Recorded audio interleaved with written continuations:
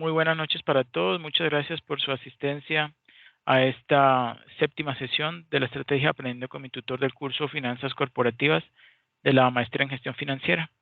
El día de hoy vamos a ver el tema de modelos de mercados imperfectos considerando pago de impuestos personales y corporativos y una pequeña reseña sobre los procesos estocásticos, ¿sí? Que les va a servir pues de apoyo para desarrollar el punto número 4 de la guía del paso número 4. Ok. Bueno, entonces procedo a compartir pantalla. Al igual que las anteriores oportunidades, les pido por favor que me colaboren leyendo diapositivas. Okay.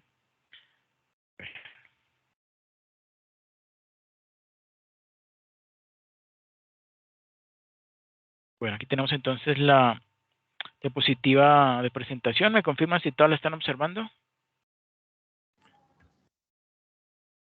Sí, señor.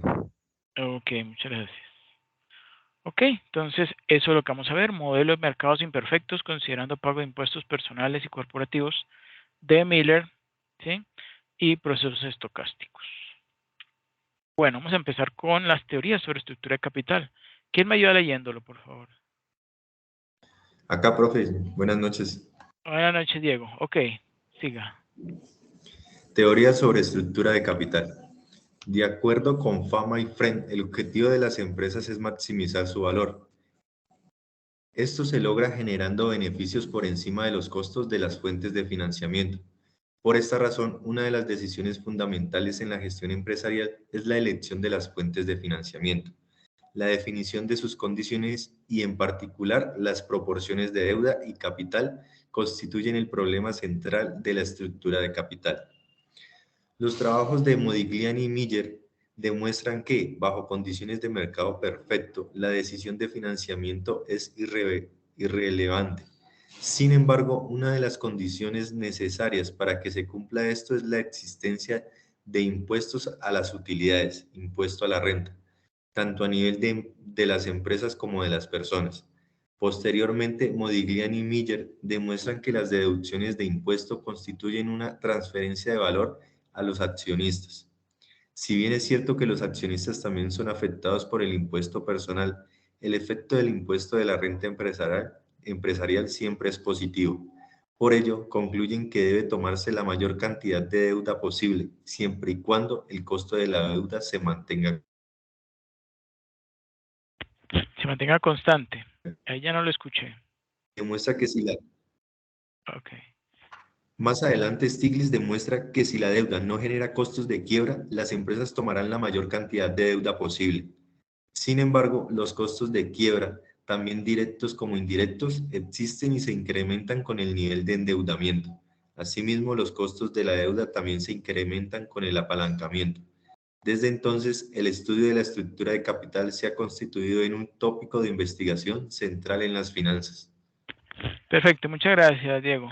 Entonces, sí, como estamos observando allí, por eso he resaltado en colores bastante llamativos para resaltarlo, ¿cierto? En el primer párrafo, ¿qué estamos observando allí? Que las decisiones fundamentales en la gestión empresarial es la elección de las fuentes de financiamiento, ¿sí? Y específicamente, cuando hablamos de estructura de capital, nos referimos a la proporción entre deuda y capital, ¿cierto? Como fuente de financiamiento para pues, las diferentes actividades, ¿no? Ustedes saben que se requiere financiamiento para compra de activos. Esos activos son los que van a generar los recursos para la empresa. Eso normalmente se toman con financiamiento a largo plazo. El financiamiento del capital de trabajo se financia con créditos a corto plazo, ¿cierto? Pues si hay necesidad, ¿sí? Si se requiere el fondo de maniobra, ¿sí? Em, y si hay necesidades operativas de fondos, ¿sí? Si es necesario. Eh, hay dos trabajos, ¿sí? O dos propuestas de Modigliani y Miller. El primero es el que yo creo que los había mencionado el periodo anterior, el semestre anterior, que tiene que ver con la irrelevancia, ¿no? Irrelevancia de la decisión de financiamiento. ¿Eso qué quiere decir? Pues que ellos demuestran, obviamente, con unos postulados bastante completos y más bien complejos, de la afirmación de que el financiarse ya sea con una mayor proporción de deuda o de capital, ¿sí? Es irrelevante, no importa, ¿sí? Obvio, eso no es cierto. Eso fue el primer postulado de ellos y ellos hacían un poco de supuestos, ¿sí? Este primer supuesto es el que no hay pago de impuestos, ¿sí? Y que no hay pago de impuestos y que, bueno, y otras tres condiciones más. No, pero hagamos la más resaltante es que no hay pago de impuestos. En un mundo, sí, utópico, donde donde nadie paga impuestos, sí podría cumplirse ese postulado de que no importa si se financia con capital propio o con deuda, ¿sí? Obviamente en los mercados, en las economías avanzadas, eso no es cierto. Todo el mundo tiene que pagar impuestos, ¿sí? Aquí en Colombia también, ¿sí? Y entonces ellos entonces sí se pusieron a ver de que ese postulado de pronto no era, sí, no era limitante, o sea, no se ajustaba mucho a la realidad debido a ese supuesto bastante fuerte, ¿no? Y que no en un mundo en el que no hay pago de impuestos, y entonces plantearon su segundo propuesta en 1963, donde demuestran que las deducciones de impuesto constituyen una transferencia de valor a los accionistas y que ese efecto, ¿sí? De la reducción en el pago de impuesto a la renta es algo beneficioso, ¿sí? ¿Sí? Bueno, para el dueño, sea un accionista, o bueno, sí, específicamente el accionista, se ve beneficiado, ¿sí? Bueno, y también se hace esa afirmación, o ellos concluyen que debe tomarse la mayor cantidad de deuda posible siempre y cuando o toda vez que el costo de esa deuda, ¿sí? O sea, la tasa de interés que le cobren por esa deuda, se mantenga constante, ¿sí? No se la pase aumentando, disminuyendo, ¿sí? Bueno, y obviamente, el rendimiento que se obtenga con esos recursos, con esa deuda que están aportando terceros, pues obviamente que consiga un rendimiento, una rentabilidad superior al costo de esa deuda, ¿sí? Porque de lo contrario estaría destruyendo valor en lugar de generar valor, ¿sí? Bueno. Bueno, y también Stiglitz en el 74, pues demuestra que la deuda no genera costos de quiebra, ¿sí? O sea, mejor dicho, que es algo bueno, y que los costos de la deuda también se incrementan, ¿sí? Con el apalancamiento, ¿sí? Y también entra en juego el riesgo, ¿no? O sea, se puede aumentar la deuda para hasta cierto punto, ¿sí? Donde no se vaya a perder control sobre la empresa, ¿sí? Porque ahí sí se pasa, ¿sí? Unas por otras. Se, se, se ganan una y se pierden otras, por eso hay que conseguir un óptimo, por eso ellos hablan del óptimo o de la mezcla óptima entre deuda y capital propio. Bueno. Y continuamos. Graham y Larry, 2011, hacen una revisión sobre la estructura de capital e identifican que existen muchos retos. Ellos destacan la necesidad de profundizar en los factores que afectan las decisiones de financiamiento, tanto en su identificación como en su impacto, e identifican las teorías que mejor explican estas decisiones. Se va a notar que esto es especialmente cierto en el caso de las empresas que operan en mercados emergentes como Colombia, ¿sí? Debido a sus altos costos de transacción, ¿sí? Y a su menor transparencia. ¿Qué significa menor transparencia? ¿Qué creen ustedes?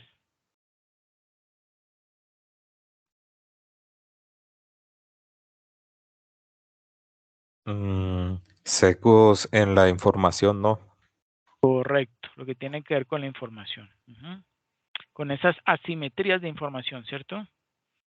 Bueno, ahorita más adelante vamos a ver una de estas teorías que se enfoca especialmente en eso. Ok, sí, Luis Fernando, gracias. ¿En qué vamos? Ahí su menor transparencia. Por otro lado, Graham, Lady y Roberts en el 2014, 3 años después, analizando información de más de 100 años, muestran que el nivel de endeudamiento de las empresas ha venido incrementándose de manera sistemática, sin que exista una teoría, ¿sí? Bueno, plausible o existente que explique ese cambio, ¿sí? Es decir, hay una gráfica, ¿sí? Es bastante conocida, de el nivel de endeudamiento que han tenido las empresas, ¿sí? En los últimos 100 años. Y eso tiene que ver con la rentabilidad, ¿sí? Pero ¿qué ocurre? Que esa rentabilidad iba, digamos, en una dirección, ¿sí? En la misma dirección, digamos, el aumento el aumento del endeudamiento iba atado en la misma dirección al incremento en la rentabilidad, ¿sí? Pero llegó algunos momentos, ¿sí? De la historia en que hubo una caída, ¿sí? Hubo una caída, ¿como cuál? Como la de la crisis del 29, como el efecto de ese tequila, ¿sí? Que hubo aquí en América Latina, y la crisis financiera mundial de 2008, ¿no? Que nos afectó a todos. Entonces, digamos esa relación directa que hay entre rendimiento y endeudamiento, ¿sí? Pues obviamente es bueno, ¿sí? Es bueno para las empresas, tiene sus beneficios, pero ese endeudamiento no puede o no se debería exceder, ¿sí? De cierto punto, porque de lo contrario, pues corre el riesgo de quedarse ilíquido, ¿sí? Y también podría perder los dueños de la empresa control sobre la misma, ¿sí? Entonces, pues hay que ver muy bien cuál es esa mezcla óptima que generaría o que lograría reducir los costos, ¿sí? Y maximizar los beneficios, ¿sí? Y eso hay tres teorías. Ahorita vamos a ver las tres teorías que se desprenden de esto. Fitzgerald en el 2014 señala que las teorías que mejor explican el problema de la estructura de capital, estas son, ¿sí? Son la del trade-off theory, ¿sí? La del pecking order theory o teoría de la jerarquía de preferencias, ¿sí? Y la del market timing theory o teoría de la sincronización del mercado. ¿Ok? Y ahorita lo vamos a ver. De acuerdo con Antonio Guini y Poyal, en el 2008, la teoría del trade-off, ¿sí? Evoluciona a partir de las modificaciones de Miller y Modigliani a su hipótesis de irrelevancia de la estructura de capital, ¿sí? O sea, de ahí proviene. Sostiene la existencia de un ratio, de una razón deuda-capital objetivo, ¿sí? Que maximiza el valor de la empresa en base a los beneficios del endeudamiento, ¿sí? O sea, por el escudo fiscal y los costos asociados a las dificultades financieras que ocasionan los altos niveles de deuda, ¿sí? O sea, esos costos de bancarrota, costos de reorganización y costos de agencia, ¿sí? Esos son los perjuicios. Incluso ante la presencia de costos de ajuste e información asimétrica entre gerentes e inversionistas, se plantea la existencia de un ratio objetivo, aunque menor, ¿sí? Que el caso anterior, el que acabamos de mencionar, para reducir la probabilidad de emitir títulos riesgosos y perder inversiones rentables, ¿sí? ¿Sí saben qué es la información asimétrica?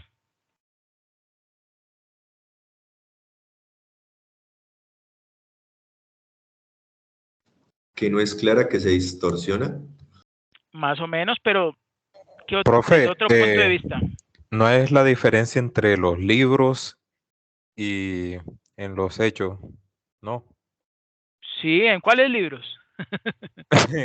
De contabilidad, los libros de contabilidad de la empresa. Los estados financieros, correcto. Sí. Exacto. Correcto, muy bien, sí, exacto. Entonces, una es la información que está presentada al público en los estados financieros, ¿sí? El balance, el estado de resultados, el flujo efectivo, el estado de cambios en el patrimonio, ¿sí? Esos son los que ven el público y prácticamente el 99% de todo el mundo, ¿cierto? Pero hay también la información que manejan, ¿sí? Los directores financieros y el gerente general, el CEO de la compañía, que esa información y que la provee normalmente ¿quién? La contabilidad administrativa, ¿no? Que es más completa, más detallada y que realmente es más completa y permite conocer realmente cuál va a ser el futuro, ¿sí? De esa empresa, ¿sí? Entonces, esa asimetría, esa diferencia digamos, de manejo de la información, una es la que hay en el público que está en los estados financieros y la otra es la que manejan directamente, sí, digamos, bueno, contadores o analistas financieros especializados que cuentan con, obviamente, más experiencia, más estudio e información más detallada de lo que se viene, ¿sí? Para el futuro de una empresa y de los riesgos que corren, que muchas veces no, ese riesgo no se ve reflejado en los estados financieros y si lo conocen y si se puede medir en la contabilidad administrativa, ¿sí? Porque ustedes saben que la contabilidad administrativa lo que provee es información para beneficio de la gerencia y para precisamente, ¿sí? Administrar o gestionar adecuadamente, ¿sí? Pues los recursos de la empresa, ¿sí? Que esa es, digamos, como de uso interno, ¿sí? Y ese tipo de información lamentablemente no es fácil conseguirlo, ¿sí? Por eso muchas veces ustedes verán algunos ejercicios donde no, es que en estos estados financieros no podemos conocer, por ejemplo, eh, cuál fue la cantidad de capital que se invirtió en la compra de activos, ¿sí? El reemplazo de activos, ¿sí? O cuánto fue el total de gastos de amortización, ¿sí? Y de depreciación discriminado por tipo de activos, ¿sí? En algunos, sí, en algunos estados financieros sí se encuentra en lo que son las notas, pero en otros no, ¿sí? Entonces, pues, o aparecen las notas, pero no muy bien detallado, porque pues ustedes saben que hay cierto nivel de detalle que se debe cumplir en las notas, pero tampoco ellos están obligados ¿cómo se dice? A detallar con, o sea, o a colocar con lujo de detalles exactamente cuál fue el activo que compraron, cuál fue el que vendieron, si estaba en buen estado o no. Por ejemplo, no se sabe exactamente si hubo una compra de un nuevo activo o si fue un reemplazo, porque ahí lo que está es el valor, ¿sí? Bueno, eso depende de la empresa qué tanto detalle deje, digamos, eso casi siempre es el auditor, ¿no? El auditor qué tanto detalle deje dentro de las notas sobre ese manejo de los activos y sobre esos recursos que se invirtieron, ¿cierto? En la reposición de activos, ¿ok? Bueno, en todo caso, continuamos. Incluso ante la presencia de costos de ajuste de información asimétrica entre gerentes e inversionistas, se plantea la existencia de un ratio objetivo, aunque menor que el caso anterior, ¿sí? Para reducir la probabilidad de emitir títulos riesgosos, ¿sí? Y perder inversiones rentables. ¿Quién me ayuda leyendo esta? Yo, profe. Ok, gracias. Teorías de la irrelevancia de Modigliani y Miller, 1958. El camino investigativo de la estructura de capital se inició con el trabajo de Franco Modigliani y Merton Miller en su artículo The Cost of Capital, Corporation Finance and the Theory of Investment, publicado en 1958. En él los autores planteaban su propia respuesta al mayor interrogante hecho por los economistas de la época en materia de costo de capital.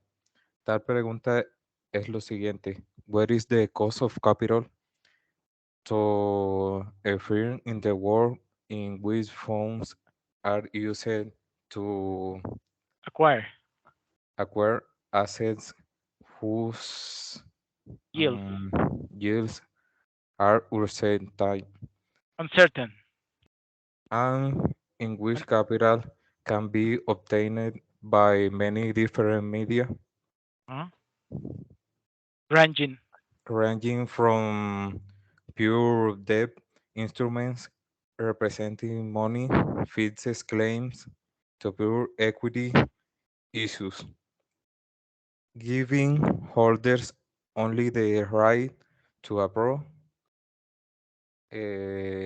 Rata, ¿se pronuncia así? sí, rata, sí. Rata share in the Ursetine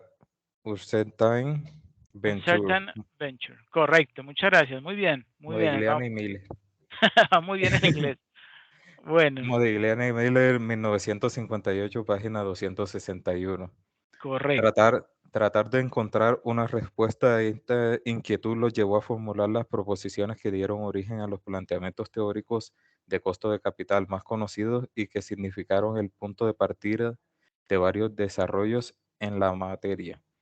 bien sea porque los trabajos siguientes trataron de probar las proposiciones propuestas o por el contrario, trataron de demostrar que no resultaban una buena explicación del comportamiento financiero organizacional. Tasa de capitalización de flujos inciertos. Modigliani y Miller, 1958, suponen en primer lugar una economía en la que la financiación se hace exclusivamente con capital. Con esta característica dividen las empresas en clases, por lo que hablaremos de K clases de empresas y asumen que el retorno sobre las acciones emitidas por cualquier firma es proporcional a Y, perfectamente A y No, y. perfectamente eso, A y perfectamente correlacionado con el entorno de las acciones emitidas por cualquier otra firma de la misma clase. Es decir, en la medida en que el retorno de las acciones de una empresa suba, el retorno de todas las acciones de la misma clase subirá también en la misma proporción. Esto les permite clasificar las firmas en grupos dentro de los cuales las acciones de las diferentes firmas son homogéneas. En otras palabras, son sustitutos perfectos. Perfecto, muchas gracias. Entonces, miren, este es el primer postulado, ¿no?, de Modigliani y Miller. Y miren, entonces, esto es un poquito ya más detallado, ¿no? Exactamente ellos qué supuestos se están planteando. Están diciendo, miren, las empresas se dividen en clases, ¿sí? Que lo denominamos con la variable K clases de empresas, ¿sí? Que el retorno o el rendimiento de las acciones emitidas por cualquier empresa es proporcional, ¿sí? ¿A qué? A las acciones emitidas, y es que esas están perfectamente correlacionadas con el rendimiento de esas acciones, ¿sí? Por cualquier otra empresa de la misma clase.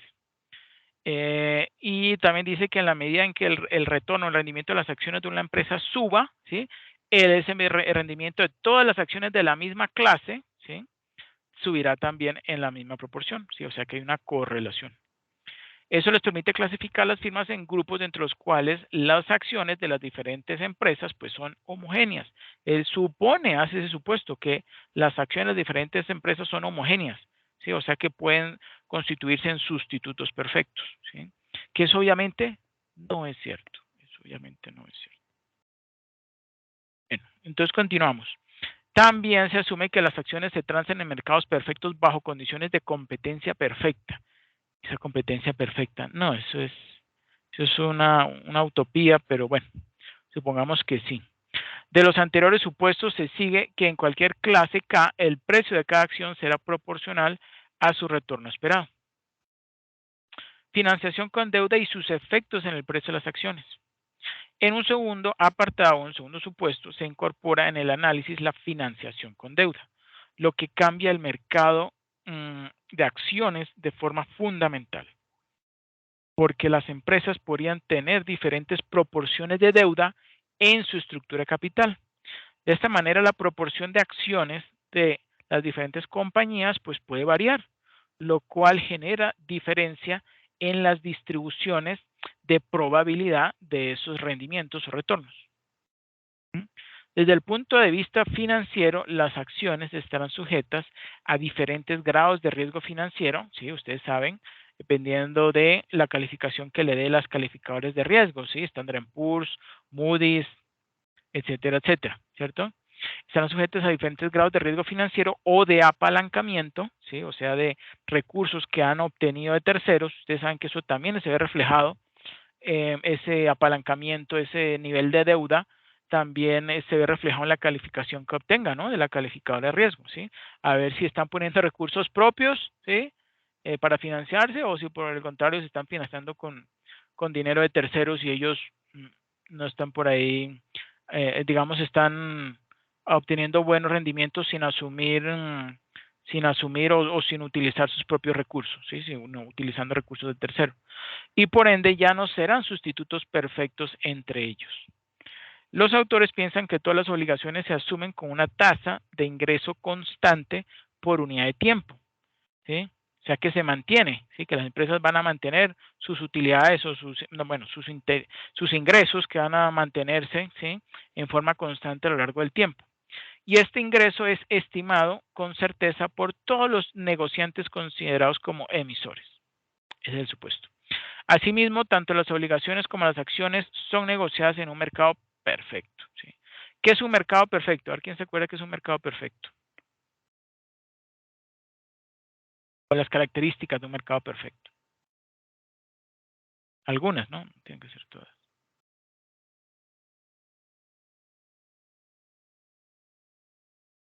Eso lo vieron en economía.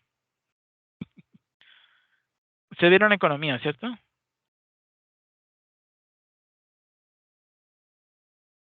Bueno, ahí sigue, mire. En un mercado perfecto, se entiende por perfecto aquel mercado en que dos bienes cualesquiera, ¿sí? Son sustitutos perfectos para cualquier otro. ¿Ok? Bueno, eso es solamente un punto de vista, ¿no? Porque el mercado perfecto también tiene otras características. Es un mercado, ¿cierto? Donde todos tienen, digamos, la posibilidad de que el mercado los compre en cantidades, pues, ilimitadas. No hay ventaja de un participante, de un jugador sobre los demás. ¿Qué otra cosa dice el mercado perfecto? Sí, no, los precios se dan o se generan por la libre oferta y demanda, sí, que eso es lo que forma o establece el precio.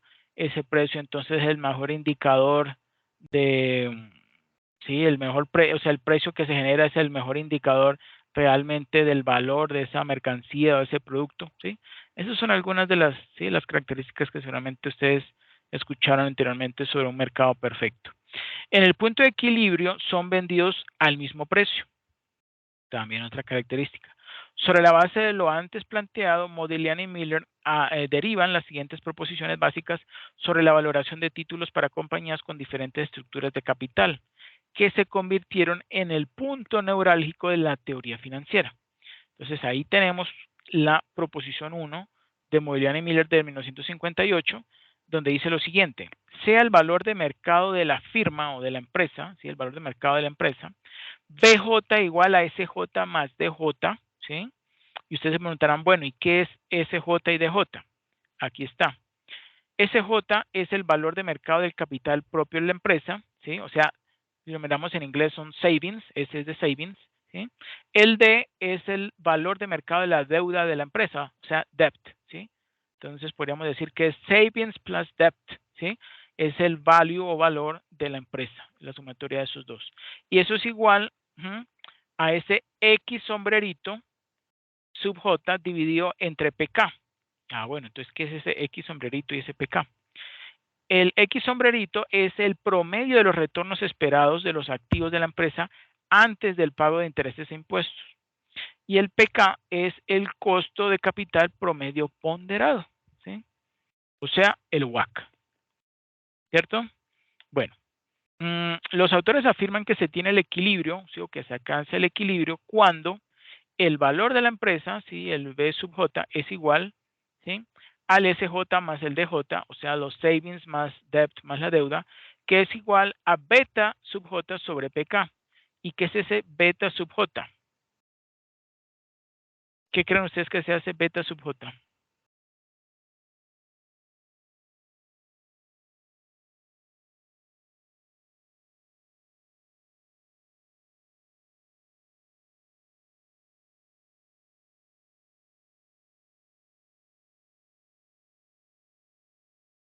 ¿No? Bueno, ahorita vamos a ver. Para cualquier firma o cualquier empresa J en la clase K. ¿Ok? Por eso, ¿sí? Esa K, ¿sí? Digamos, aquí parece que este es un P sub K más bien, P sub K, ¿sí? Sino que ahí me quedó como al mismo nivel, P sub K, que es el costo promedio ponderado de capital, ¿sí? De las empresas de la misma clase. Bueno, seguimos. El valor de mercado de cualquier firma o empresa es independiente de su estructura de capital, con lo cual no depende del nivel de apalancamiento que la empresa tenga, sino que está dado por la capitalización de sus retornos esperados a la tasa PK, o sea, el costo promedio ponderado de capital, que afecta a su clase. De esa misma ecuación puede obtenerse para la empresa el costo promedio de capital, ¿sí? O sea, si dividimos ese XJ entre BJ, ¿sí? O sea, el promedio de los retornos esperados de la empresa dividido entre el valor de esa empresa, ¿sí? que es el promedio de retornos esperados, bueno, lo mismo, ¿no? El promedio de retornos esperados sobre el valor de mercado de la firma. De lo anterior se deriva que el costo promedio de capital de cualquier firma, cualquier empresa, ¿sí?, es independiente de su estructura de capital. En palabras de Moynihan y Miller, that is the average cost of capital to any firm is completely independent to any firm is completely independent of its capital structure and is equal to the capitalization rate of a pure equity stream of its class. Es decir, que eso significa que el promedio de costo de capital de cualquier empresa es completamente independiente de su estructura de capital y es igual a la tasa de capitalización, ¿sí?, de un flujo, ¿sí?, de acciones o un pure equity stream o de un flujo de capital puro, ¿sí?, de sus clases, de su clase, perdón. ¿Ok? Bueno, lo anterior significa que dos empresas idénticas en sus elecciones reales de tecnología, por ejemplo, mano de obra e inversión, siempre tendrán el mismo valor en bolsa, cualquiera que sea la estrategia financiera o el nivel de apalancamiento de cada una de ellas, ¿sí? Eso también lo afirma Varian en 1987. Y eso se puede observar en la ecuación, en la siguiente ecuación.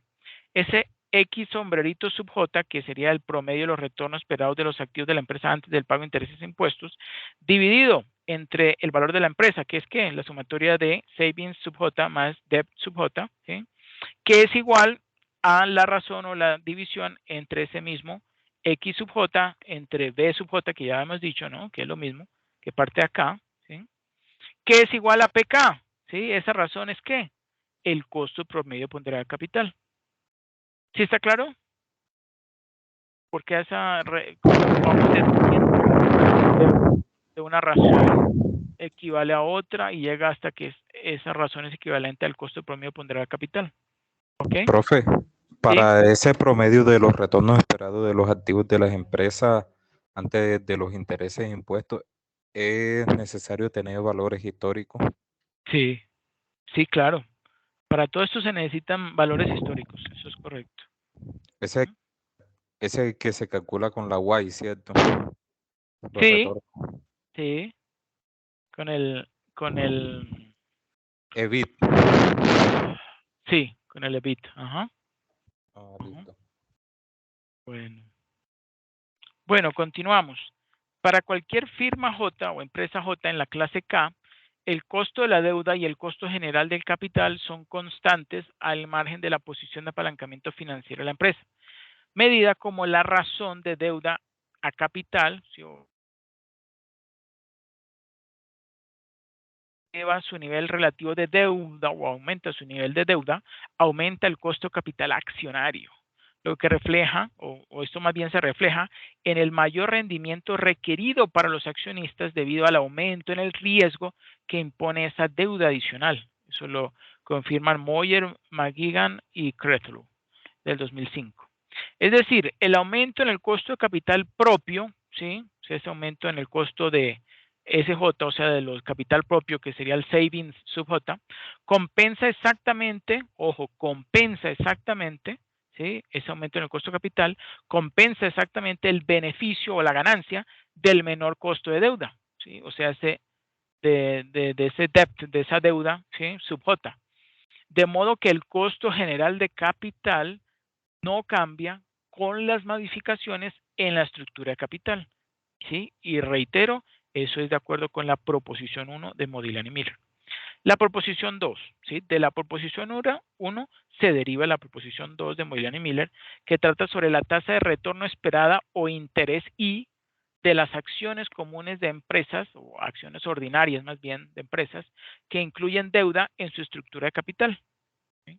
Entonces, I, es decir, el costo del capital propio para una empresa perteneciente a la clase K, es una función lineal del apalancamiento, ¿sí?, así como se observa en esa ecuación. Y sub J es igual a PK, ¿sí?, que es el costo promedio ponderado de capital, ¿sí?, de esa clase K o esa, ¿sí?, clase K, menos, ¿sí?, la diferencia entre digamos, ese margen, ¿sí? Ese costo promedio ponderado de capital menos R, ¿sí? Que es R, el tipo de interés nominal de la deuda, ¿sí? Multiplicado por el DJ, o sea, la deuda, ¿sí? Debt, la deuda que tiene la empresa, dividido entre el savings o los recursos propios, ¿sí? Que tiene la empresa, ¿sí? Entonces, así es como se puede calcular esa I, que es el costo del capital propio para una empresa. El interés esperado de las acciones es otra forma de lo que yo acabo de mencionar. El interés esperado de las acciones comunes es equivalente a la tasa de capitalización PK para un flujo puro de patrimonio, ¿sí? En la clase K, adicionado o sumándole una prima, que es ese PK menos R, ¿sí? Una prima relacionada con el riesgo financiero equivalente a la proporción de veces de deuda sobre patrimonio, ¿sí? Entre PK y R, ¿sí? Siendo R el tipo de interés nominal de la deuda, ¿sí? O sea, lo que le cobran a la empresa por adquirir esos recursos, ¿sí? Lo que le cobran los terceros. Entonces, la teoría de la irrelevancia supone que el retorno sobre los activos es independiente de la forma en que se financien. Así que en el cálculo del valor de mercado de la empresa o de la firma es irrelevante cuál sea su estructura financiera. En ese sentido, no se busca una estructura óptima de capital, pues no modificará el rendimiento sobre los activos, aunque sí cambiará el retorno sobre el capital accionario a merced del tipo de apalancamiento financiero, ¿sí? Positivo o negativo, ¿sí? Este apalancamiento puede ser positivo o negativo, que esté presente. ¿Sí? ¿Y por qué da positivo o negativo? Pues dependiendo si está rentando, ¿sí? Si ese rendimiento que está obteniendo con el apalancamiento es mayor o menor a el costo de la deuda, ¿sí? Esta es la base de la teoría financiera que hoy conocemos. Años más tarde, a partir de las ideas de Modigliani y Miller, surgieron la teoría del trade-off, ¿sí? Ojo, que considera que la intención de una estructura óptima, ¿sí? Y la teoría de la jerarquía de las preferencias que contempla su inexistencia, ¿sí? Ambas son relevantes por incluir en sus postulados varias imperfecciones del mercado antes no consideradas. Es decir, que la segunda proposición de Modigliani y Miller lo que hace es incluir, ¿sí? Unas imperfecciones en ese primer planteamiento de la proposición una que era en un mercado perfecto, ¿sí? O sea que ahí como que ya se dan cuenta de que, bueno, eso seguramente lo saben desde antes, sino que ya entonces le ponen un poquito más de cálculo, ¿sí? Digamos, de restricciones y lo vuelven un poco más realista, ¿sí? Al establecer que el mercado, o al afirmar más bien que los mercados o que el mercado no es perfecto y que existen, ¿sí? Factores que afectan, ¿sí? Digamos, ese financiamiento, sea con capital o con deuda, ¿sí? Que supuestamente en el mercado perfecto de la proposición 1, pues daba lo mismo, ¿sí? Que obviamente ustedes saben, no es cierto, ¿sí? Bueno, perdón, de acuerdo con Myers, 1984, y Myers y Maloof, 1984, los costos de emitir títulos de deuda o capital, ¿sí? O acciones, sobrepasan las fuerzas que determinan el endeudamiento objetivo en la teoría del trade-off. Los gerentes usan información privada, ¿sí?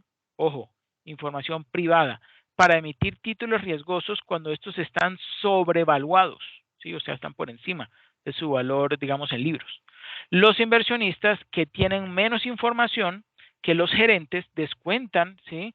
Esos valores o esos títulos valores riesgosos en circulación y los nuevos, ¿sí? Ambos, los que están en circulación y los nuevos. Cuando estos son anunciados, o dicho, cuando se ponen ¿sí? En manos del público. Mientras que los gerentes anticipan este descuento en el precio y pueden dejar de realizar inversiones rentables si tienen que financiarlas con una nueva emisión de valores, ¿sí?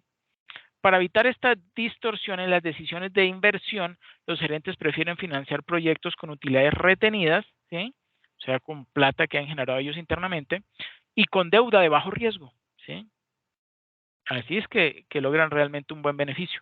Así tenemos que las empresas financian sus inversiones primero con utilidades retenidas, luego, y en ese mismo orden, ¿no? Primero intentan financiar con sus utilidades retenidas, que eso con qué indicador lo vamos a medir, con el GIF, ¿no? la generación interna de fondos. Luego, si no cuentan con utilidades retenidas, ¿sí? Con generación interna de fondos, entonces se financian ¿con qué? Con deuda de bajo riesgo, ¿sí? Y luego, si no tienen deuda de bajo riesgo, ¿sí? Entonces lo hacen con deuda riesgosa, ¿sí? Y por último, deuda riesgosa tiene que ver ¿con qué? Pues con bonos, emisión de bonos, ¿no? O de otros títulos, ¿sí? No solamente son los bonos. Hay otros títulos más, bueno, pero no vamos a entrar a explicarlos. Y finalmente con emisión de acciones, ¿sí? Digamos que en últimas, financiarse con acciones es lo mejor. ¿Por qué? ¿Por qué creen ustedes que está mostrando una empresa cuando intenta financiarse con recursos propios no alcanza, luego con emisión de bonos y no alcanza, y le toca emitir acciones? ¿Qué creen ustedes cómo interpreta eso el inversionista o los inversionistas?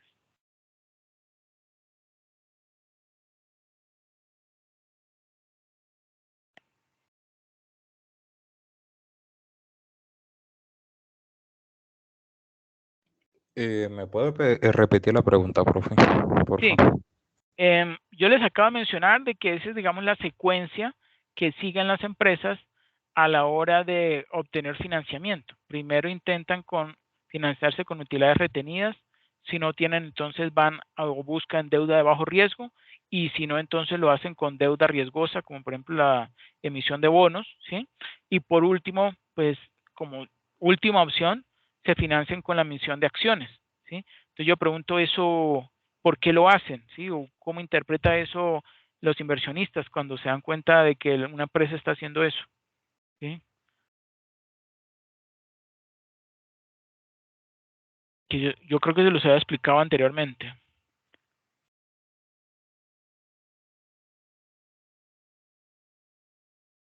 ¿no?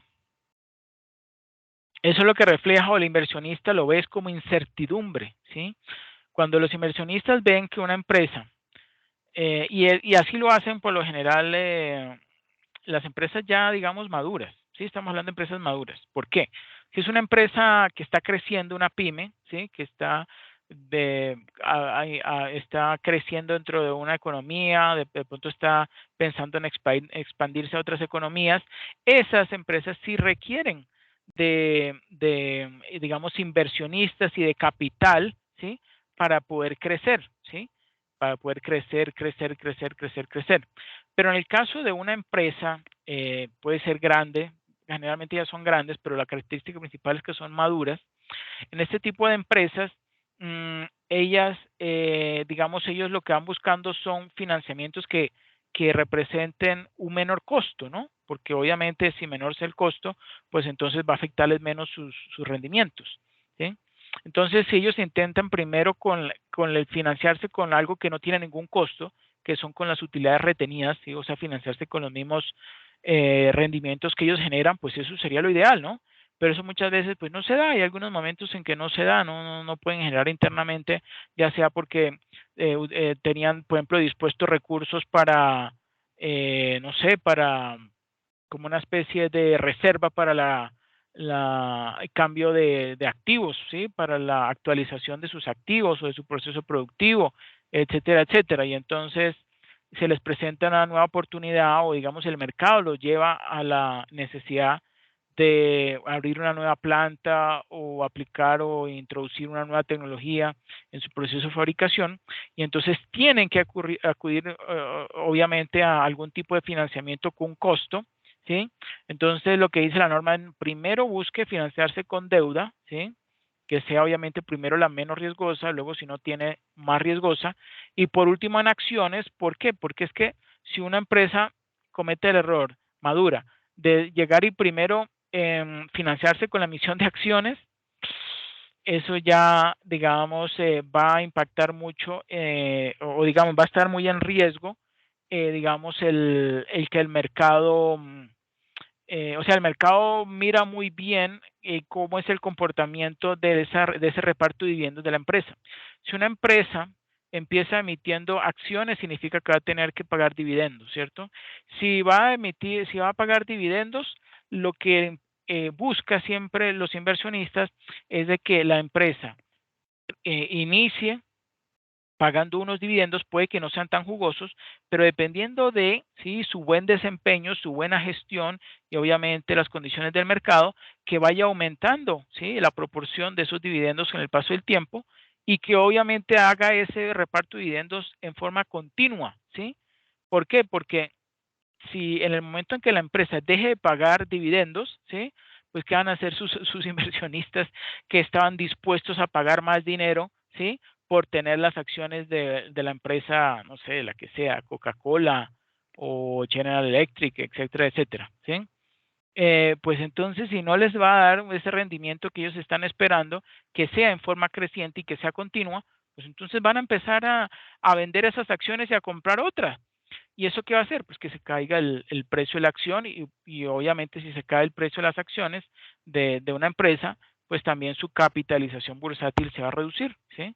Y si se baja su capitalización bursátil, pues entonces las entidades que le estaban prestando van a empezar a decir, entonces esta empresa va a tocar aumentarle, como tiene un mayor riesgo, va a tocar aumentarle la tasa de los créditos que le estamos ofreciendo.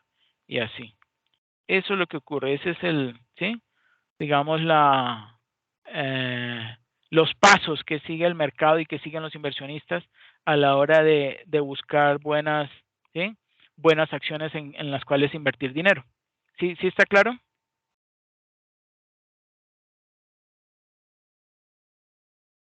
Sí, señor. Sí, Ok, señor. bueno. Entonces, ahora viene el otro. En el caso de la teoría de sincronización del mercado, la estructura de capital evoluciona como resultado de una acumulación de eventos ocurridos en el mercado de capitales, ¿sí? Mercado de capitales. Los factores que influyen en la toma de decisiones de financiamiento son las asimetrías de información que ya vimos y los costos de agencia. ¿Se acuerdan de los costos de agencia? ¿Qué son los costos de agencia?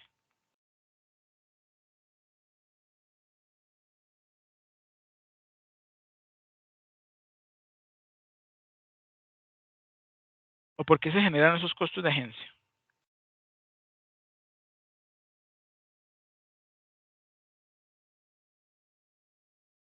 Ese es el costo que se genera entre el accionista y el administrador. Exacto, el gerente financiero. ¿Y cómo es eso? ¿Cómo se produce eso?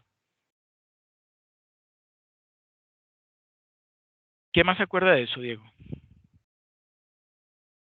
Como un Debería ser ejemplo. por la diferencia de intereses. Exacto, muy bien, Luis Fernando. Exactamente es por eso, ¿sí? Resulta que al gerente, ¿qué le interesa? ¿Qué le interesa es conseguir buenos rendimientos, ¿sí?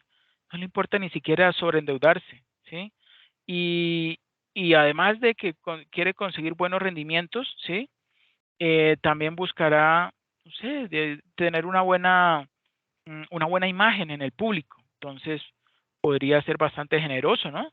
En la compra de un automóvil, no sé, un Lamborghini, un Ferrari para uso de la gerencia o alquilar no sé, un avión completo para salir de viaje con sus amigos no sé, a Monte Carlo, ¿sí?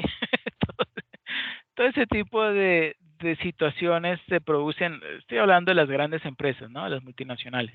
Entonces, todo ese tipo de intereses o de conflicto de intereses se producen, ¿sí? Bueno, obviamente esos son un poquito exagerados, pero se producen, ¿sí? Y obviamente si el gerente financiero no tiene en su mente bien claro la idea de que su idea no es beneficiarse él, sino es beneficiar, ¿sí? La generación de valor de la empresa, pues entonces los dueños de la empresa van a buscar alguna forma el poder controlar sus gestiones, ¿sí? El poder controlar su actividad y evitar de que pueda tomar decisiones que lo beneficien en mayor proporción al director financiero que realmente a los dueños o socios de la empresa. ¿Sí? ¿Sí está claro? Sí, señor. Ok, perfecto. Bueno, entonces seguimos. En esta teoría no existe, en esta teoría de sincronización del mercado, no existe una estructura óptima de capital. No existe una estructura óptima de capital. Las decisiones de financiamiento solo se acumulan, ¿sí? A lo largo del tiempo en la estructura de capital resultante. Entonces, ¿qué determina la estructura financiera que al final incide en el valor de la empresa? ¿Sí? En los mercados desarrollados o en las economías avanzadas, el debate clásico sobre la existencia o no de un ratio, una razón, deuda, capital objetivo, no ha tenido resultados concluyentes. ¿Sí? Bueno, y algo más que me faltó. Esa sincronización del mercado tiene que ver también con como se lo dice, ¿no? La sincronización. ¿Qué tiene que ver? ¿O cómo se explica eso? Pues que ¿qué tiene? ¿Ustedes saben qué es sincronización o a qué se refiere la sincronización? Sincronía.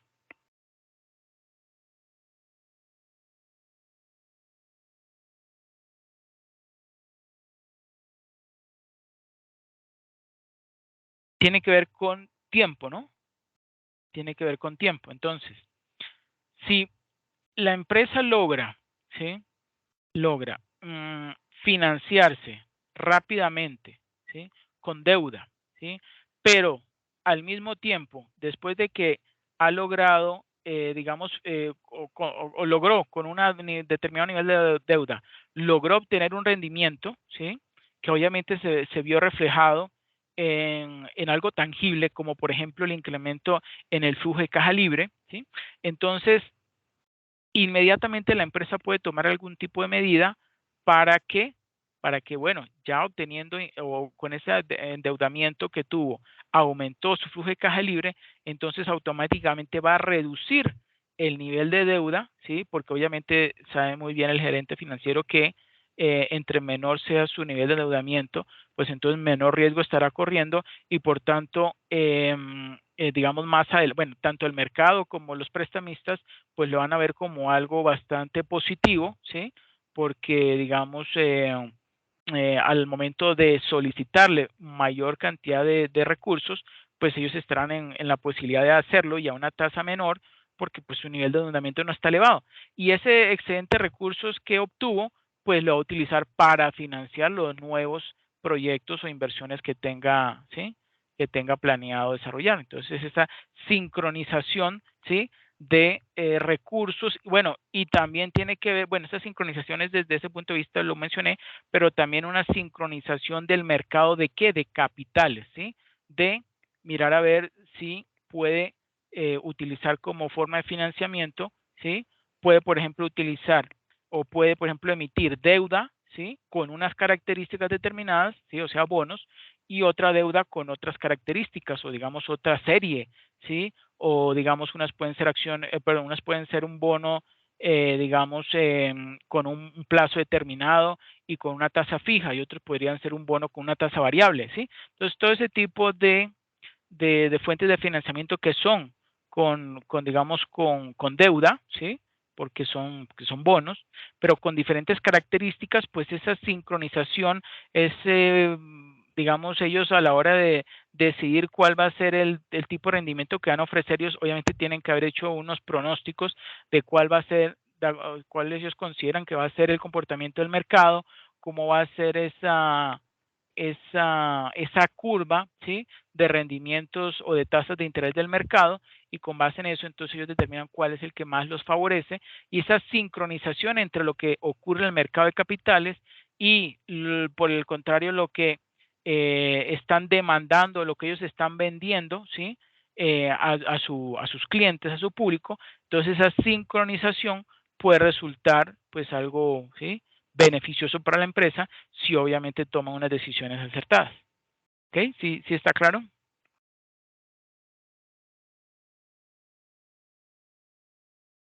Sí, señor. Ok. Perfecto. Ahora veamos combinación de impuestos sociales e impuestos personales. Ahí vemos a mano derecha que la estructura impositiva de personas físicas, ¿sí? Entonces ahí vamos a introducir, ¿sí? Me ha dicho, el modelo de Miller de 1977 dice o establece que hay una diferenciación entre que si ese pago de impuestos, pago de impuestos de renta, ¿sí?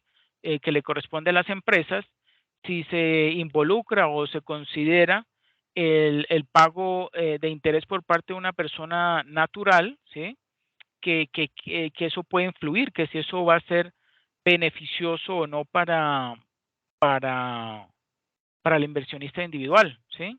O perdón, para el accionista, qué pena, para el accionista, ¿sí? Entonces, miren ahí lo que dice. La estructura financiera de la empresa no solamente se encuentra afectada por el impuesto de sociedades, ¿sí? Sino también por el impuesto de renta a que están sujetos sus inversores por los beneficios recibidos, ¿sí? Ya sea en forma de renta de acciones, o sea, dividendos y ganancias de capital, ¿sí? Acuérdense que con las acciones hay dos formas de ganar dinero. Uno es por la diferencia en el precio de la acción que se materializa o se da solamente cuando la acción que se vende, ¿no? Sí, o sea, si se compró una acción en 100 y aumentó a 150, solamente va a obtener una ganancia de 50, pues cuando vende la acción, ¿sí? De lo contrario, es una ganancia, pero no ha sido ejecutada, ¿sí? Está como en veremos, está ahí podría o no ejecutarse, pero no es un hecho, ¿cierto? Porque no lo ha vendido.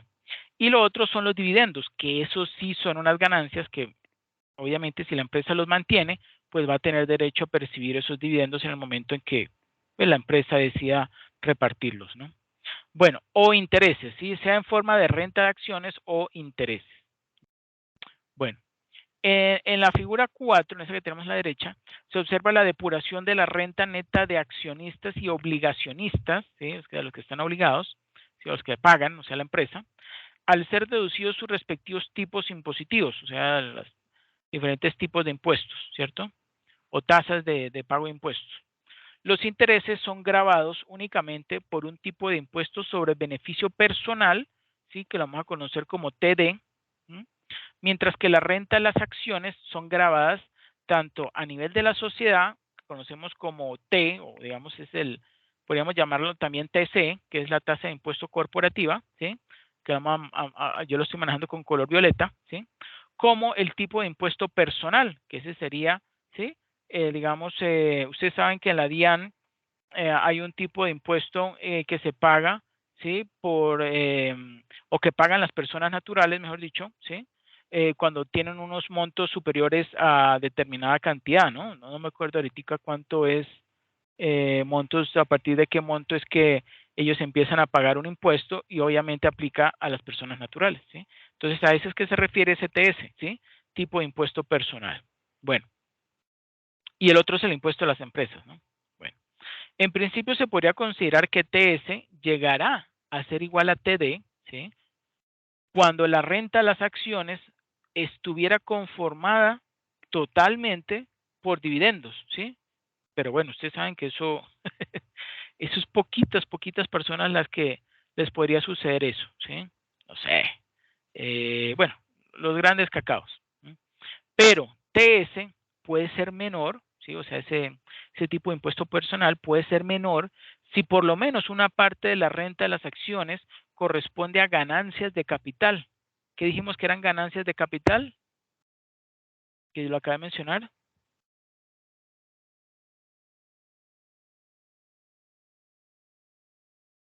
Cuando la acción se vende por un precio mayor, se compró a Exacto, 100, se exacto. valorizó a 150, se ganaron los 50. Exacto, por la diferencia en el precio de la acción. Muy bien, correcto. Entonces, esto es por la posibilidad de ser diferidas hasta que las acciones se vendan. Sí, lo que acabamos de mencionar. Hasta que las acciones se vendan, efectivamente se concreta ¿sí? Esa ganancia. ¿Sí? ¿Y qué ocurre muchas veces? Pues que si llega la persona y todavía, aunque el precio está alto de la acción, pero hasta que él no realmente no la venda, entonces, por ejemplo, pasara o tuviera que entregar sus estados financieros, ¿sí? Pues la empresa realmente todavía perdón, la persona todavía no ha recibido esa ganancia, ¿sí? Porque solamente se materializa hasta que efectivamente pase de dueño esas acciones a la otra empresa o a la otra persona, ¿sí? Entonces ahí podría haber una ganancia debido a eso, ¿ok? Y bueno, ya observamos a mano derecha, como por ejemplo, el impuesto de sociedades, cuando es pagado como interés, pues no hay ningún pago de impuesto, ¿sí? De sociedades cuando se paga como interés, pero sí se paga cuando es pagado como una renta de acciones, ¿sí? Y me refiero a esto, ¿no? A esto. Y en último bloque hay un beneficio después de impuestos sociedades, ¿sí? Digamos, cuando se paga como interés, ¿sí? Que corresponde a que a uno, ¿sí? La unidad, ¿sí? El completo, ¿sí? Se paga todo eso, beneficio, o mejor dicho, el beneficio después de impuestos sociedades es completo. En cambio, cuando es pagado como renta de acciones, ¿sí? Entonces hay un beneficio fiscal, que lo vemos allí, uno menos, ¿sí? La tasa impositiva. Y esa diferencia, ¿sí? Que sería ¿qué? Bueno, la diferencia que hace entre el 1 y el 1 menos t es la tasa impositiva, ¿no? Entonces, por eso es que ustedes saben que ese escudo fiscal se genera, o digamos, ese beneficio, ¿sí? Digamos, lo asume, bueno, supuestamente lo asume el Estado o el gobierno, ¿sí? Para incentivar, ¿qué? Pues los créditos, ¿sí? El asumir créditos. Bueno, y también vemos impuestos sobre el beneficio personal, ¿sí? Que como ya hemos dicho antes, ese TD pues va a representar ¿qué? El impuesto sobre beneficio personal. Es el caso cuando es pagado, ¿sí? Cuando ese beneficio antes de intereses de impuesto es pagado como interés, pero en cambio cuando es pagado como renta de acciones, ¿sí? Entonces ahí sí se produce una multiplicación o un beneficio, ¿sí? Digamos, bueno, no un beneficio, sino digamos un escudo fiscal que es 1 menos T multiplicado por la TS que habíamos dicho que era el impuesto personal, ¿sí? Entonces vemos allí que hay una multiplicación de 2 tasas de interés, ¿sí? Ese sería, ¿sí? El, el, el beneficio antes de interés e impuestos pagado como renta de acciones. Y por último, y esto es en cuanto a quienes recaen, ¿no? Y en cuanto a beneficio personal neto, ¿sí? Para obligacionistas, y este es para accionistas, ¿sí? Para obligacionistas son los que tienen que pagar, ¿no? Para los que emitieron esas acciones, ¿sí? Entonces ellos, el beneficio que obtendrían es 1 menos TD, ¿sí? Y en cambio los accionistas obtendrían como beneficio personal neto, ¿sí? 1 menos T por 1 menos TS, ¿sí? O sea, como quien dice, un doble escudo fiscal, ¿sí? Un doble escudo fiscal. ¿Sí está claro esto?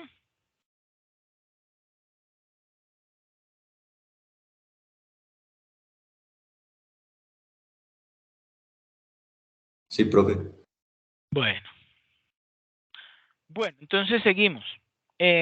Miller, ¿sí? Merton Miller, muestra a través de la siguiente fórmula la posible ganancia por impuestos ahorrados, o sea, G, que resulta de la diferencia de la utilidad neta después de impuestos, o sea, UNDI, ¿sí? UNDI, utilidad neta después de impuestos, con deuda y otros sin deuda. Entonces, la utilidad neta después de impuestos, ¿sí? De una empresa apalancada, y luego vemos enseguida el de una empresa no apalancada, ¿sí?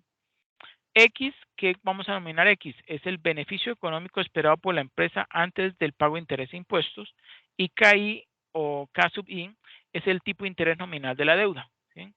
Entonces, miren estas ecuaciones. La ganancia va a ser igual a la diferencia entre X, que es el beneficio económico esperado, menos que la tasa de interés por el monto de la deuda, ¿sí?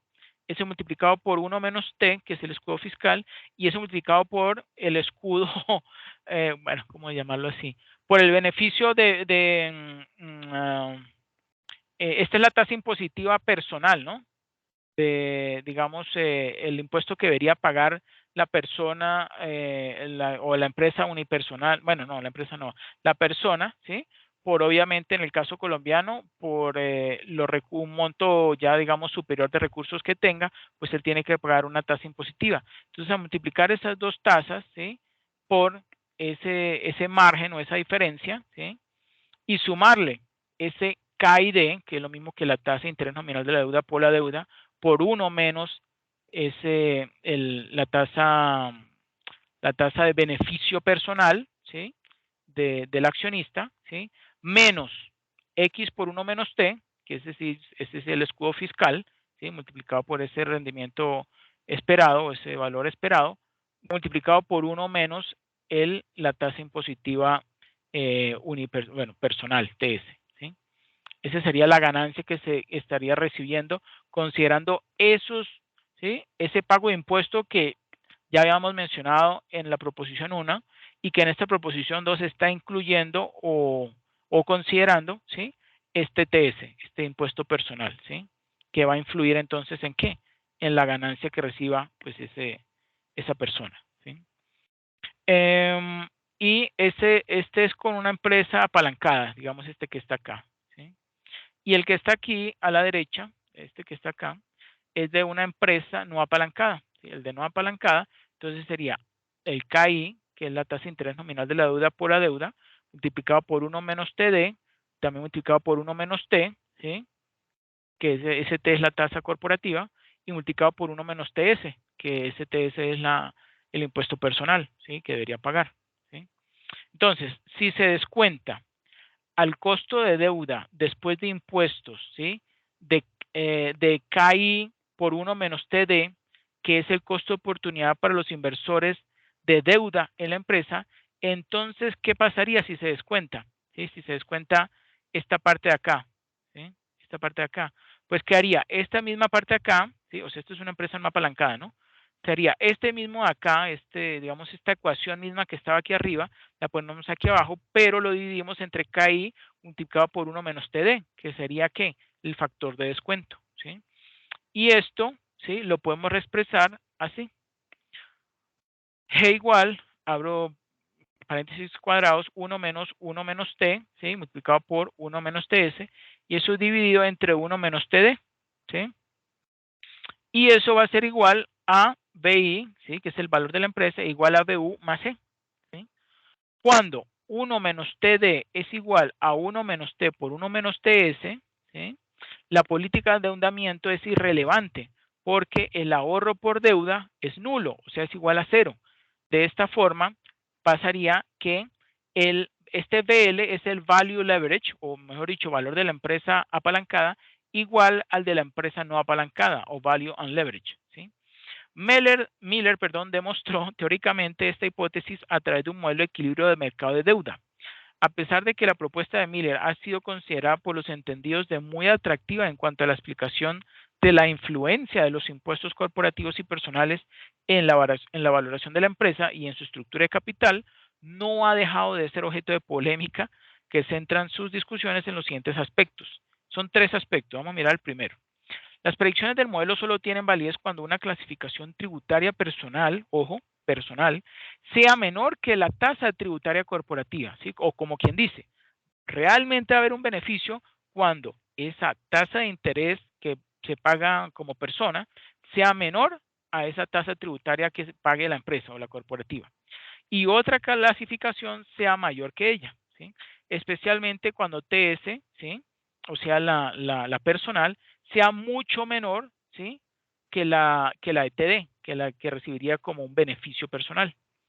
Como sucedía en el momento de lanzarse esta propuesta, donde la tasa corporativa, sí, hay un ejemplo, la tasa corporativa era del 46% y las personas iban, o más bien, digamos, de ese 46% ellos pagaban, ¿sí? En un rango, ¿sí? Entre el 0 y el 70%, ¿no? De ese 46%. Pero bajo el sistema actual de impuestos, bueno, en este caso es de Estados Unidos, ¿sí? Estados Unidos de América, se hace difícil lograr el equilibrio de impuestos, ¿sí? No sé si ustedes deben saber. Anteriormente, digamos, los impuestos se pagaban una tarifa única para todo el mundo, ¿sí? Pero luego entonces las economías, bueno, hace décadas, se habían fijado, se habían dado cuenta, ¿sí? Que debían quedar lo que se llaman unos rangos, ¿sí? Unos rangos, ¿sí? De pago de impuestos que en las economías más avanzadas son bastantes más rangos que en las economías menos avanzadas, porque ellos saben muy bien, ¿sí? En cuáles de los, digamos, de los utilidades o de los ingresos que generan esas personas o esas empresas están en capacidad de pagar, ¿sí? Esos impuestos sin que afecte mucho su crecimiento y su operación, ¿cierto? Entonces, digamos, eso se hace con estudios, con pronósticos, con encuestas, etcétera, etcétera, y así es que se logra que haya una cierta, digamos, justicia, ¿sí? Digamos, una especie de justicia a la hora de pagar impuestos y que lo ha tomado muy bien, digamos, y que ha tenido buenos resultados en las economías avanzadas, ¿cierto?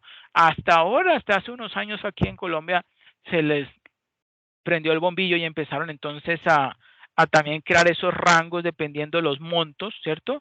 De ganancias, de utilidades o de ingresos, ¿cierto? Que generan las empresas y, bueno, y últimamente las personas naturales. Bueno, aunque eso obviamente sabemos que hace mucho tiempo ha sido así. Por ejemplo, las personas naturales como las SAS, ¿sí? Son sociedad anónima, pues unipersonal, ¿sí? Por decir algo, ¿sí? ¿Ustedes quieren agregar algo sobre esto o seguimos?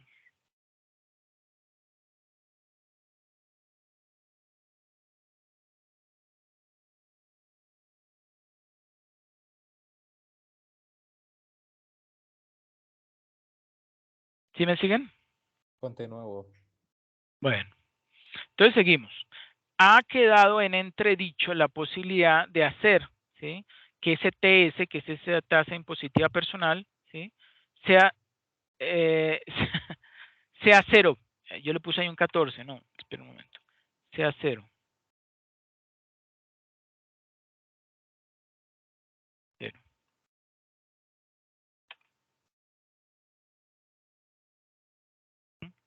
Las evidencias en Estados Unidos muestran que la mayoría de las personas pagan impuestos sobre dividendos y se pagan impuestos sobre ganancias de capital.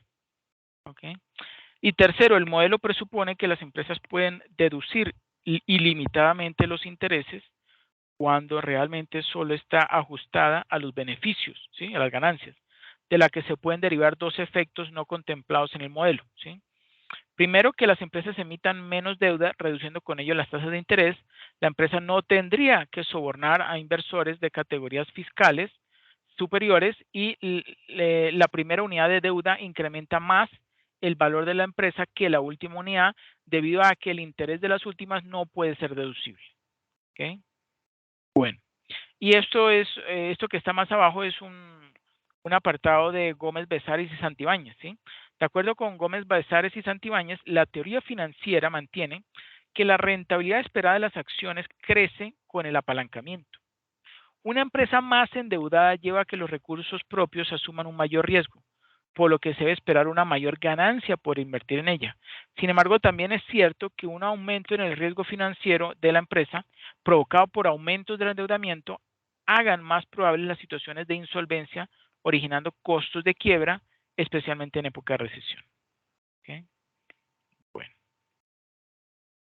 Ahora veamos la evolución histórica sobre la estructura de capital. Desde el contexto de mercados imperfectos, ya lo he mencionado antes, hay tres teorías. La de la irrelevancia de Miller, que ya vimos, la teoría del trade-off, ¿sí? Y la teoría de la jerarquía de preferencias, ¿sí? Que pretenden involucrar algunas deficiencias del mercado, tales como los impuestos de personas físicas, que lo acabamos de ver, los costos de dificultades financieras, ya lo vamos a ver, costos de agencia, me lo mencionamos un poco, y la información asimétrica. La primera deficiencia fue tratada por Miller, lo acabamos de ver, en 1967, quien llegó a la conclusión que la ventaja fiscal por deuda se anula y por lo tanto volvió a retomar la tesis de la irrelevancia de la estructura de capital sobre el valor de la empresa, que es el que ya había propuesto, ¿cierto? Con Modigliani en el 58. La segunda anomalía es considerada por algunos investigadores como de valor insignificante, ¿sí? Reafirmando una plena ventaja fiscal por deuda, mientras que para otros es valiosa y reduce este beneficio tributario hasta el punto de manifestarse que la estructura financiera óptima es aquella donde los costos por dificultades financieras se igualan o se igualen a los beneficios fiscales por deuda, ¿sí? O sea, cuando igualamos o se podemos igualar esos costos de estrés o dificultades financieras con esos beneficios o ganancias fiscales que se podrían alcanzar, ¿sí? Entonces conseguiríamos esa estructura óptima de financiamiento o de estructura de capital.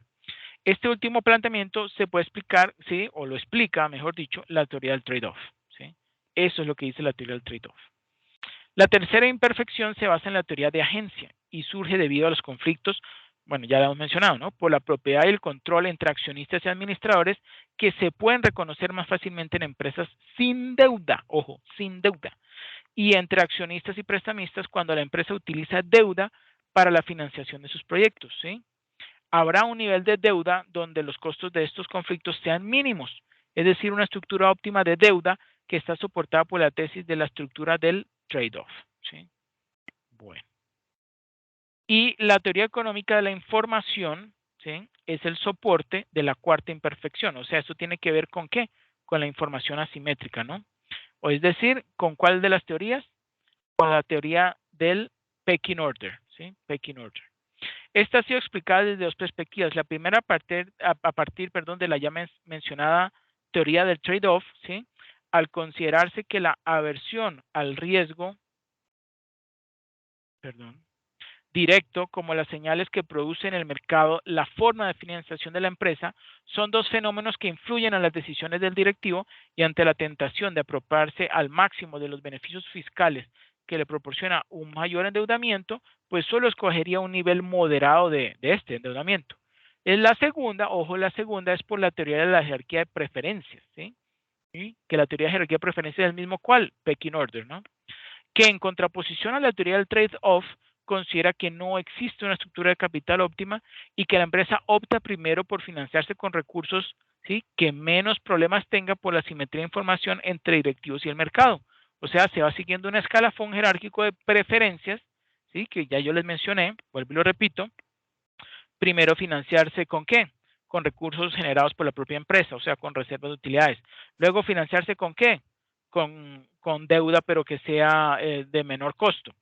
Si no se puede así, entonces financiarse con deuda que sea de mayor costo. Y por último, financiarse ¿con qué? Con equity, o sea, con emisión de acciones, ¿sí?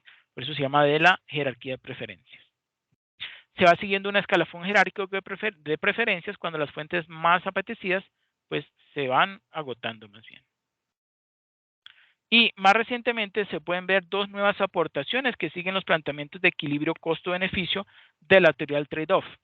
Por un lado, las interacciones del mercado de producto-consumo, que utilizando como plataforma el desarrollo de la teoría de la organización industrial, muestra cómo la estrategia de competencia por el mercado de productos reales, ¿sí?, y las propias características de los productos-consumos están fuertemente correlacionados con la estructura de deuda de la empresa. ¿Cómo así? Los beneficios, no solo fiscales, sino estratégicos en la utilización de la deuda, ¿sí?, se compensan con la mayor probabilidad de incurrir en costos de quiebra. De otro lado, se ha notado la gran influencia de la deuda de las empresas, objeto de oferta de adquisiciones, en el éxito o fracaso de estas. ¿Qué quiere decir eso? ¿Sí?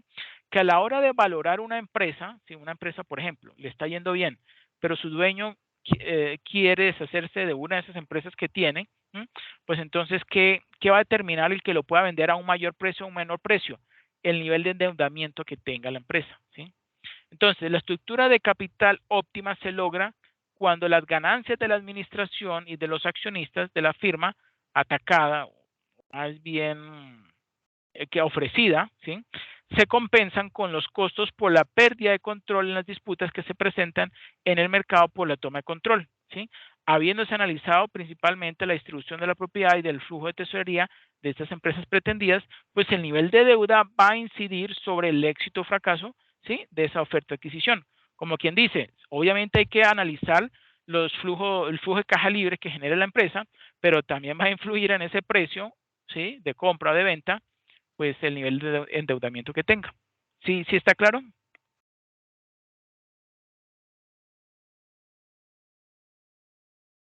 ¿Sí está claro? Sí, señor. Ok.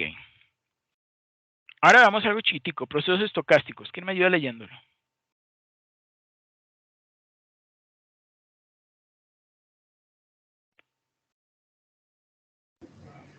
Procesos estocásticos. Los procesos estocásticos son una herramienta de pronóstico que no siguen ningún patrón de comportamiento cuando se trabaja con sus datos, como por ejemplo la trayectoria de los precios de la acción de Coca-Cola. Los valores esperados no pueden ser estimados de forma simple con aritmética simple, sino con metodologías especializadas.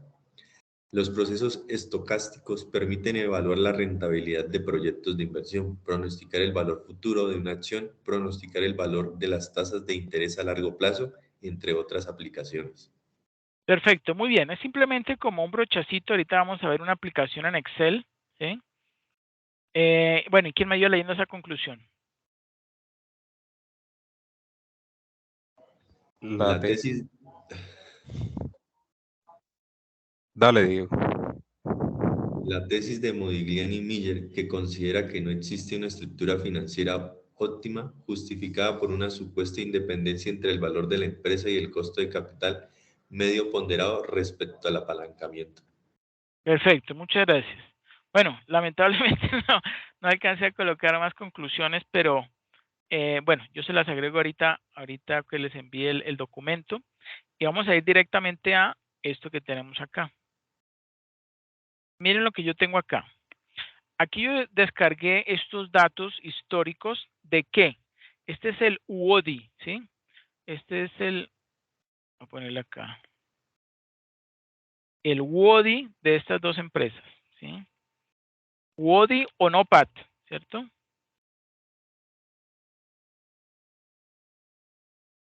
¿Sí? De estas dos empresas.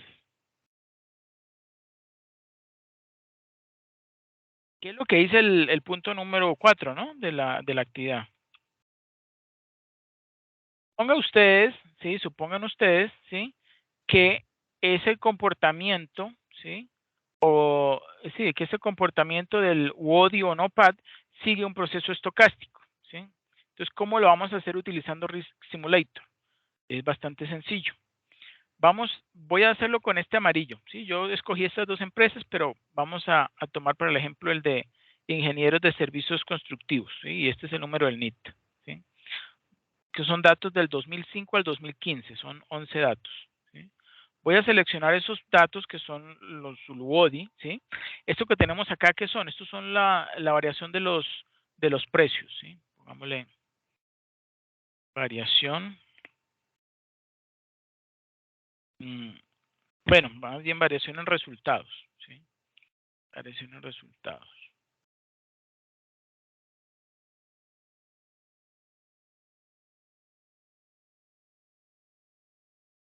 Ok, variación en resultados.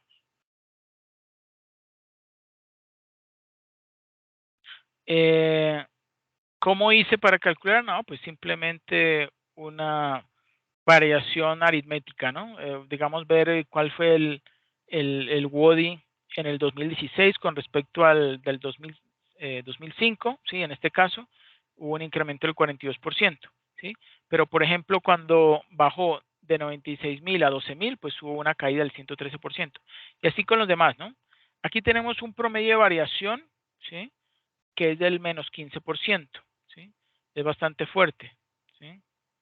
¿Sí? Bueno. Obviamente, eso depende de digamos, de la operación de esta empresa, ¿sí? Sin considerar que hubo algún tipo de factor externo, ¿sí?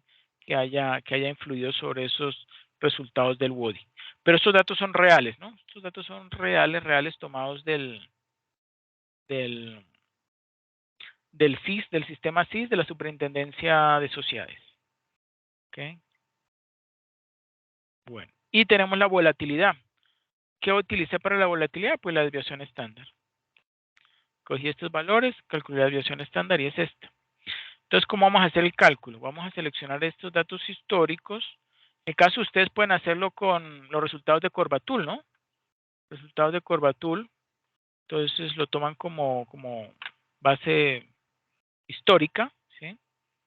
Y miren lo que vamos a hacer. Seleccionamos, vamos a simulador de riesgo, le damos clic en pronóstico. En pronóstico cogemos el número 14, que es procesos estocásticos. Y miren lo siguiente, aquí en procesos estocásticos hay varios tipos de procesos estocásticos. Voy a leer lo que dice acá. Los procesos estocásticos son secuencias de eventos o trayectorias generados por leyes probabilísticas, donde los eventos aleatorios pueden ocurrir en el tiempo, pero están regidos por reglas específicas de probabilidad y estadísticas. Son útiles para pronosticar eventos aleatorios, ¿sí? Como por ejemplo precios de los activos, tasas de interés y precio de la electricidad, ¿sí? Dentro de los métodos hay muchos métodos, ¿sí? Está el movimiento browniano, que es un paseo aleatorio con deriva, ¿sí? Hay un movimiento browniano exponencial, ¿sí? Como lo vemos, y miren que la gráfica enseguida va cambiando, ¿sí? Un paseo aleatorio con deriva. Hay un proceso de reversión a la media con deriva. Si se acuerdan los modelos Garch, ¿sí? Entonces es uno de estos modelos que es con reversa, ¿sí? O sea que adelanta y atrasa un poco y así entonces va haciendo cada uno de los cálculos o pronósticos, ¿sí? Con base en el promedio que lleva hasta ese momento, ¿no? Por eso es de reversión a la media. como su nombre lo dice, ¿no? Esto no es complejo, simplemente que hay unos nombres ahí todos raros. Bueno, proceso de difusión de salto con deriva. Miren la gráfica como, ¿sí? Está observándose, ¿cierto? Que hay una difusión, ¿sí? O una variación incremental, ¿cierto? Y tiene un salto, mire, llega a un pico, ¿sí? Y luego otra vez cae, ¿sí? Y también hay un proceso de difusión, o hay entre los métodos para poder elegir, está también el proceso de difusión de salto con deriva y reversión a la media. Miren la diferencia entre estos dos, ¿sí? Este es purito difusión con salto y este es de difusión de salto con deriva y reversión a la media, ¿sí? Entonces él se echa para atrás dependiendo del promedio que lleva hasta ese momento. Y así va haciendo con los pronósticos adelante, adelante, adelante, adelante, ¿sí? Los pronósticos que va calculando, ¿sí? En este caso para los 10 años, ¿sí? Bueno, aquí tenemos, por ejemplo, en este último, en este quinto método, miren todos los datos que tenemos que registrar para obtener un pronóstico más preciso, ¿no? Es bastante complejo. Entonces, más bien escogemos el primero, ¿sí? Que es el movimiento browniano clásico, ¿sí? El movimiento browniano. ¿Ustedes se acuerdan cómo es el movimiento de una célula cuando la ven en un microscopio? Es así, ¿sí? Todo el tiempo se está moviendo, ¿sí? Hacia arriba y hacia abajo, siguiendo una misma oscilación, ¿cierto? Y lo que pasa es que en algunos momentos, ¿sí? Sube un poco más y en otros sube menos, ¿sí? Pero el movimiento siempre es continuo. Eso es un ejemplo clásico, digamos, en biología, de un movimiento browniano, ¿sí? Y así fue precisamente como lo identificó el señor Brown, que fue el que lo puso o que lo dio a conocer en la ciencia sí, y en la teoría científica, ¿sí? Fue el señor Brown, por eso le pusieron a este movimiento un movimiento browniano. Bueno, entonces, ¿qué colocamos en valor inicial? Pues el primer valor que tenemos, ¿sí? Pongamos 60, en este caso, ¿no? 67.841.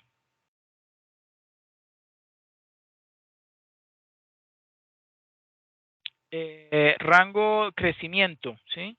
Aquí me había dado yo voy a poner el promedio, ¿sí? El rango de deriva o crecimiento, y a mí me está dando negativo, pues le pongo menos 15%. Menos 15%. Ah, no, perdón, él ya toma el porcentaje, no hay que ponerlo en porcentaje, menos 15. ¿Sí? Porque ahí está, ven que dice entre paréntesis porcentaje, yo le pongo menos 15 y él ya sabe que es menos 15%. En volatilidad anualizada, pues todos estos datos que tengo son anualizados, entonces la volatilidad sería esta, ¿no? 133.051. Entonces le ponemos ahí 133.051. Horizonte pronóstico, 10 años. No, yo no quiero 10 años, voy a ponerle 5 años. ¿Sí?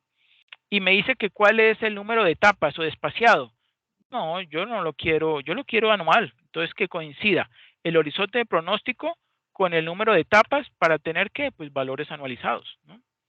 Y iteraciones. Bueno, iteraciones sí, digamos que haga de a 10 iteraciones, ¿cierto? 10 y no coloquemos nada en comienzo aleatorio ni mostrar todas las iteraciones. O si quieren, bueno, pongámoslo para que lo vean entonces. Comienzo aleatorio y mostrar todas las iteraciones. Y le damos OK. Y él nos crea una hojita. Miren, ahí nos creó la hojita. ¿Sí? Con todos estos datos. ¿Sí?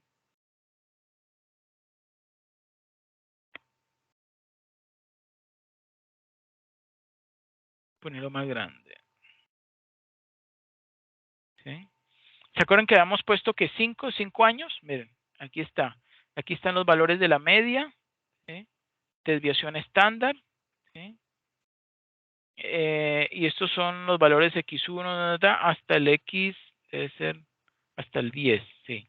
Porque yo le puse que 10 iteraciones, ¿sí? Son como 10 pronósticos, ¿sí? Son como 10 pronósticos.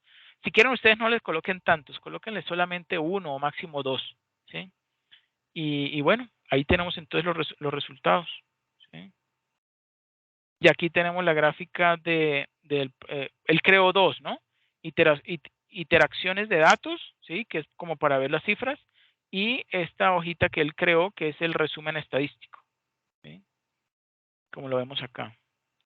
Nos está mostrando entonces el valor inicial que yo le puse, la tasa de deriva, la volatilidad, el horizonte, ¿sí?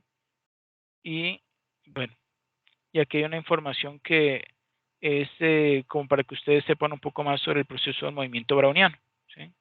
Que dice allí, el proceso de movimiento browniano de caminata aleatoria, ¿sí? Es una caminata aleatoria, puede utilizarse para pronosticar precios de acciones, precios de bienes básicos o commodities y otros datos estocásticos de datos, ¿sí?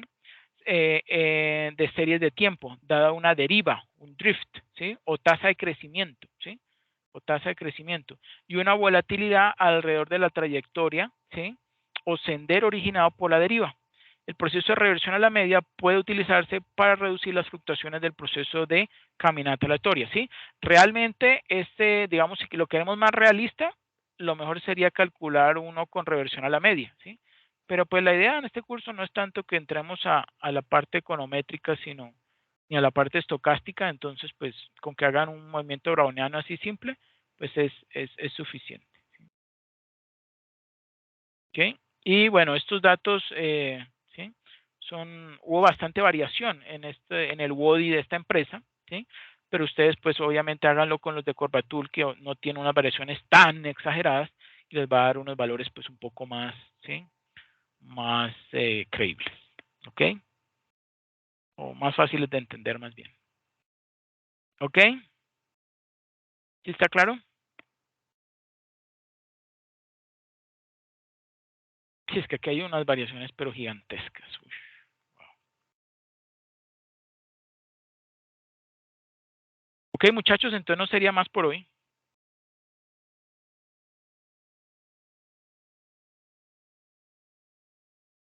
No sería más. Entonces ya saben, entonces cómo hacer el punto número 4, ¿no?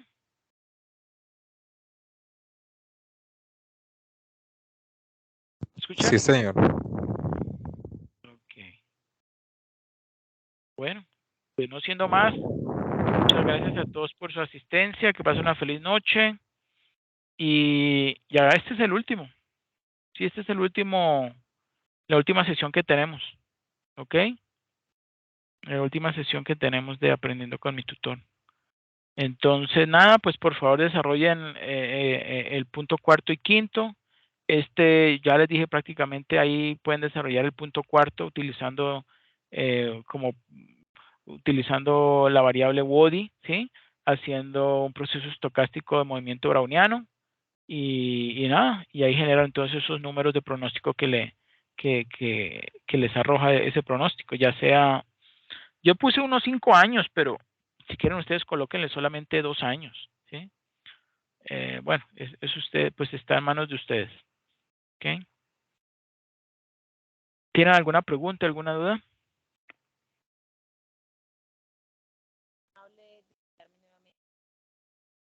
No lo oí. ¿Qué dijo Irene?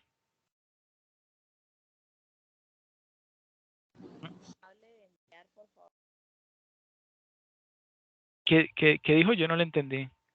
¿Qué dijo Luis Fernando? ¿O Diego? No alcancé a escuchar a la compañera tampoco. No, No yo se le tampoco. escucha bien. No, no se le escucha. Bueno, igualmente queda la grabación. Yo se los comparto mañana, ¿ok?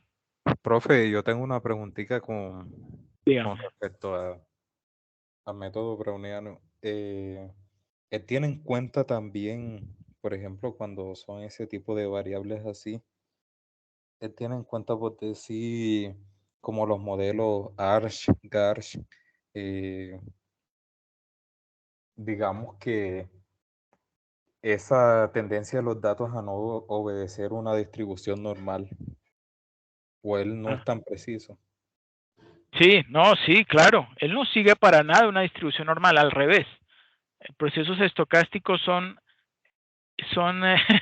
no se pueden pronosticar, ¿sí? Con ningún método sencillo se pueden pronosticar y precisamente aplicas para variables que siguen un comportamiento no normal, ¿sí? Para eso es que se aplica.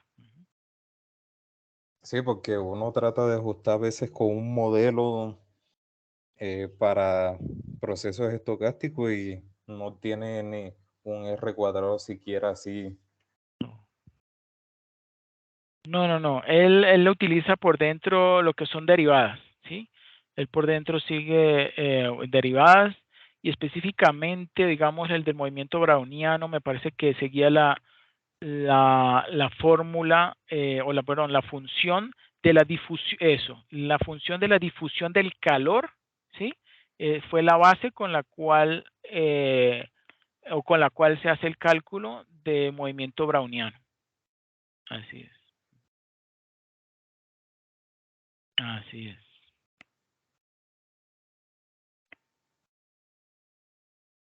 Listo, profe, muchas gracias.